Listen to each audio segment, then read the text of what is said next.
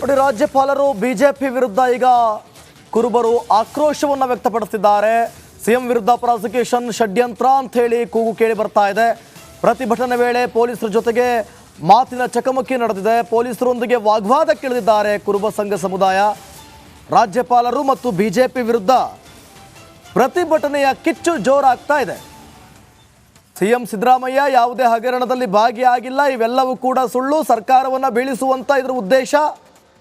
ಇದೇ ಕಾರಣದಿಂದಾಗಿ ಈ ರೀತಿಯಾಗಿ ಷಡ್ಯಂತ್ರವನ್ನು ರೂಪಿಸಲಾಗ್ತಾ ಇದೆ ಅಂತ ಹೇಳಿ, ಇದನ್ನು ನಾವು ಒಪ್ಪಲಿಕ್ಕೆ ತಯಾರಿಲ್ಲ ಅಂಥೇಳಿ ಕುರುಬರು ಈಗ ಬೀದಿಗಿಳಿದು ಹೋರಾಟವನ್ನು ಮಾಡ್ತಿದ್ದಾರೆ. ದೃಶ್ಯದಲ್ಲೂ ಕೂಡ ಗಮನಿಸ್ತಾ ಇದ್ದೀರಿ, ಮಾತಿಗೆ ಮಾತು ಬೆಳೀತಾ ಇದೆ.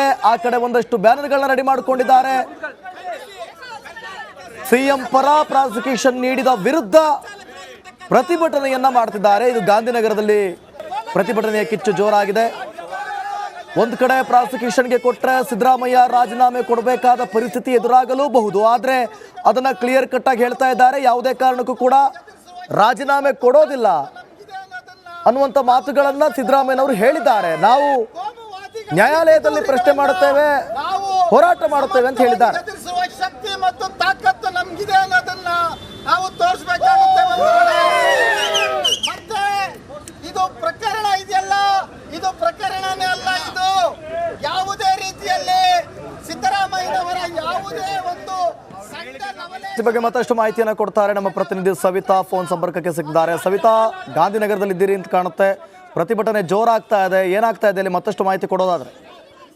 ದಿವಿತ್, ರಾಜ್ಯಪಾಲರ ನಡೆಯನ್ನ ಖಂಡಿಸಿ ಇಂದು ಗಾಂಧಿ ಭವನದಲ್ಲಿ ಕುರುಬ ಸಮುದಾಯ ಸಿಎಂ ಪರ ನಿಂತು ಪ್ರತಿಭಟನೆಯನ್ನ ಮಾಡ್ತಾ ಇದೆ. ಪ್ರಮುಖವಾಗಿ ಸಿಎಂ ರಾಜೀನಾಮೆ ಕೊಡಲ್ಲ ಅನ್ನೋ ಮಾತು ಕೂಡ ಈ ಕುರುಬ ಸಮುದಾಯ ಹೇಳ್ತಾ ಇದೆ.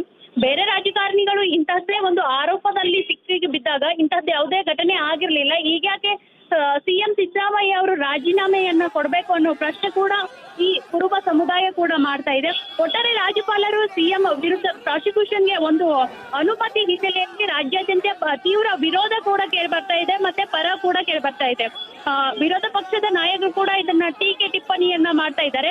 ಕಾಂಗ್ರೆಸ್ಸರು ಕೂಡ ಇದನ್ನ ಸಮರ್ಥನೆಯನ್ನ ಮಾಡ್ಕೊಳ್ತಾ ಇದ್ದಾರೆ. ಒಟ್ಟಾರೆ ಕುರುಬ ಸಮುದಾಯ ಇಂದು ಗಾಂಧಿನಗರದ ಕುರುಬ ಸಮುದಾಯದ ಮುಂದೆ ಭಾರಿ ಪ್ರತಿಭಟನೆಯನ್ನ ಮಾಡಿ ಸರ್ಕಾರದ ಗಮನ ಸೆಳೆಯಿತು. ಅಷ್ಟೇ ಅಲ್ಲದೆ ರಾಜ್ಯಪಾಲರ ನಡೆಯನ್ನ ಟೀಕೆ ಮಾಡ್ತಾ ಇದೆ. ದಿವಿತ್, ಓಕೆ, ಥ್ಯಾಂಕ್ ಯು ಸವಿತಾ ನಿಮ್ಮೆಲ್ಲ ಮಾಹಿತಿಗಾಗಿ. ದೃಶ್ಯದಲ್ಲಿ ಗಮನಿಸ್ತಾ ಇದ್ದೀರಾ, ಟೈರ್ನ ಸುಟ್ಟು ತಮ್ಮ ಆಕ್ರೋಶವನ್ನ ವ್ಯಕ್ತಪಡಿಸಿದ್ದಾರೆ. ಕಲಬುರಗಿಯಲ್ಲಿ ದೃಶ್ಯಾವಳಿಗಳು ಇವು. ಕಲಬುರಗಿಯಲ್ಲಿ ಬೆಂಕಿ ಹಚ್ಚಿ ತಮ್ಮ ಆಕ್ರೋಶವನ್ನ ವ್ಯಕ್ತಪಡಿಸಿದ್ದಾರೆ.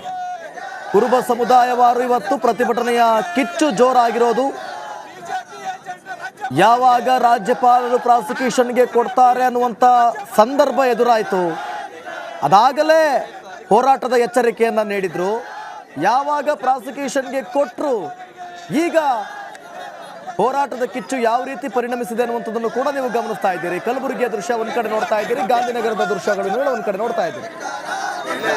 ಎಂ ಸಿದ್ದರಾಮಯ್ಯನವರಿಗೆ ಕುರುಬ ಸಮುದಾಯದ ಮತವೇ ಒಂದು ದೊಡ್ಡ ಶಕ್ತಿ.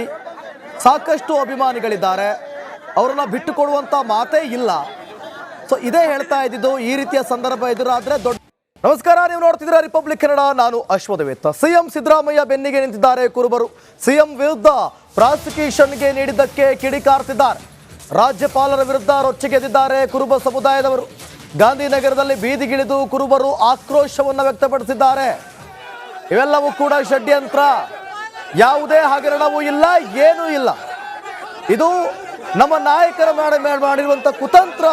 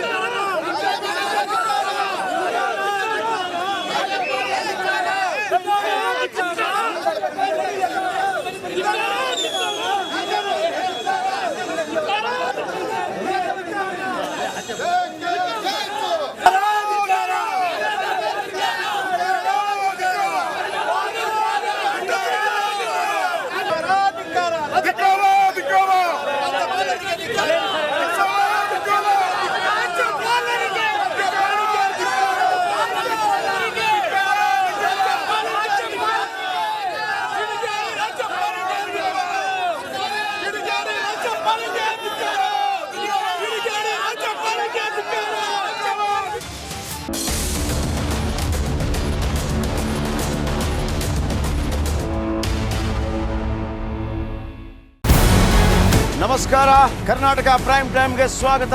ನಾನು ಜಯಪ್ರಕಾಶ್ ಶೆಟ್ಟಿ. ಇಡೀ ಕರ್ನಾಡು ಇವತ್ತು ರೆಬೆಲ್ ಆಗಿ ನಿಂತಿದೆ.